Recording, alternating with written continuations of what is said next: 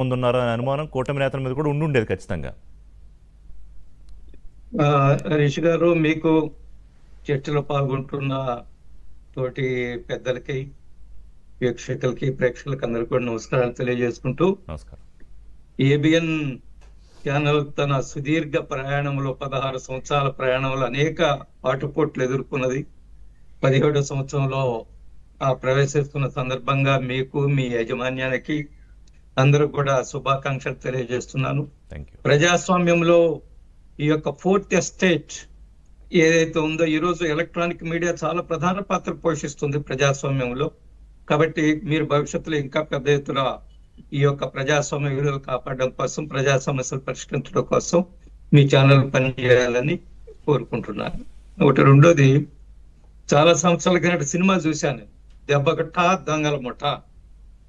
ఈ దొంగల ముఠ అంతా కూడా టా కాబోతుంది, ఎటువంటి అనుమానం లేదు. తాత్కాలికంగా అబద్ధాలను ప్రచారం చేయవచ్చే తప్ప, కానీ నిజాలు ఎప్పటికైనా బయటకు వస్తాయి.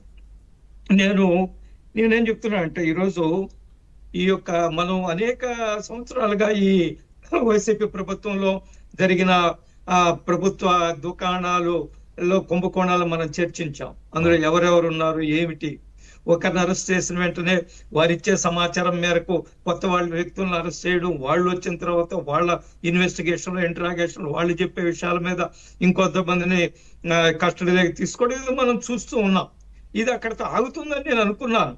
ఈ కుంభకోణము దీని ఒక అర్థవంతమైన ముగింపు వస్తుంది అనుకున్నాను.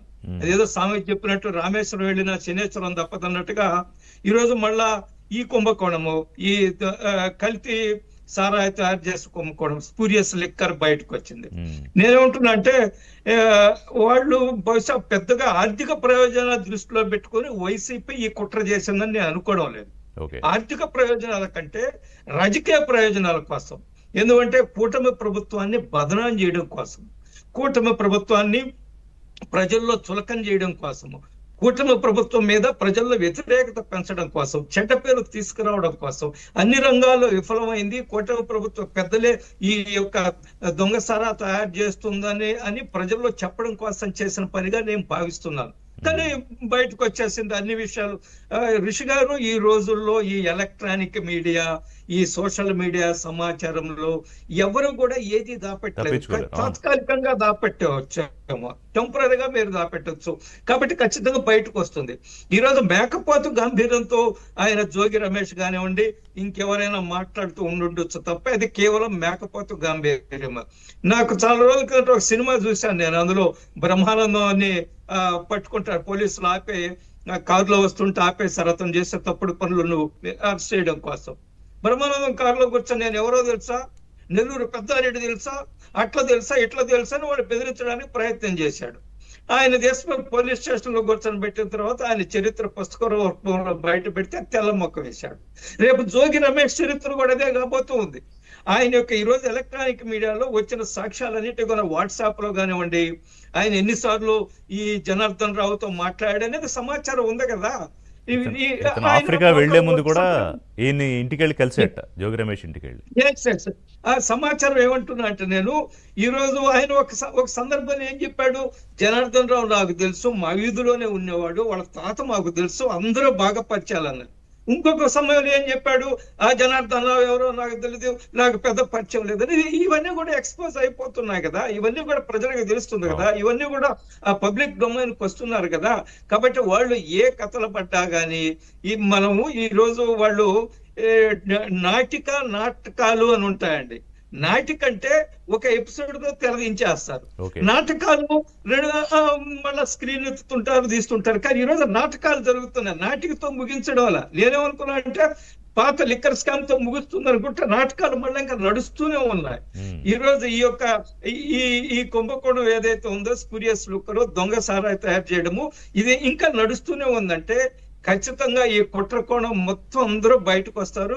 ఇక్కడ ఎక్కడ ఆగుతుందో మనం చూడాల్సింది. మనం ఈరోజు ఆఫ్రికా దేశాల్లో జగన్మోహన్ రెడ్డి గారి సోదరులు అనిల్ రెడ్డి, సునీల్ రెడ్డి వాళ్ళు చేసిన నిర్వాకము, దాని మీద దర్యాప్తులు, దాని మీద ఎంతమంది ప్రాణాలు కోల్పోయారు, ఆ కెమరూన్ అనే దేశంలో కూడా ఈరోజు చర్చ జరుగుతుంది, దర్యాప్తు జరుగుతుంది. బహుశా వీళ్ళు కూడా అక్కడికి పట్టకపోయి అరెస్టులు చేసినా మనం ఆశ్చర్యపో. వాళ్ళ యొక్క they are habitual offenders. Jaganmohan Reddy కుటుంబము హ్యాబిచువల్ అఫెండర్స్. వాళ్ళు ఏ విధంగా అయినా కానీ, ఎన్ని తప్పుడు పనులు చేసినా కానీ ధనం సంపాదించాలా, డబ్బులు సంపాదించాలా, పోగేసుకోవాలి, ఈ యొక్క టార్గెట్ తప్ప వాళ్ళకి రాజకీయాల్లో ఉన్నాము, ప్రజాస్వామ్య విలువలు కాపాడుతాము, ప్రజల కోసం పనిచేస్తాము. ప్రభుత్వంలో తప్పులు జరుగుతాయి ఋషి గారు. మీరు అనేక సంవత్సరాలుగా మీరు ఈ రంగంలో ఉన్నారు, ఎలక్ట్రానిక్ మీడియాలో ఉన్నారు, తప్పులు జరుగుతుంటాయి, మీరు మాట్లాడుతుంటారు. కానీ ఈ గత 5 సంవత్సరాల్లో జరిగిన దుర్మార్గాలు, ఆ మంత్రుల వ్యవహార శైలి, ఆ పార్టీ వ్యవహార శైలి, ముఖ్యమంత్రి వ్యవహార శైలి మనం చూస్తే బహుశా ప్రపంచంలో ఇటువంటి ప్రభుత్వాలు ఉండకూడదని ప్రజలు కోరుకుంటున్నారు. ఏ విధంగా పరిపాలన చేయకూడదు, ఏ విధంగా ప్రభుత్వాలు ఉండకూడదు అనేది వీళ్ళ యొక్క చరిత్ర చూసిన తర్వాత మనకు అర్థమవుతుంది. నేనేమంటున్నా అంటే ఈ ఎపిసోడ్ ఇంతటితో ఆగదు. ఈ రోజు మనం చూసాం కదా, వెంకటేష్ అనే అతను ఆ లిక్కర్ కుంభకోణాలు ఉంటే ఆయన ఫోన్ ని ఫేషియల్ గుర్తింపుతో ఓపెన్ చేయడానికి ప్రయత్నం చేస్తున్నారు.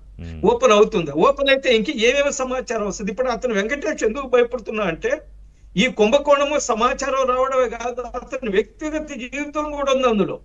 మీరు చూసారు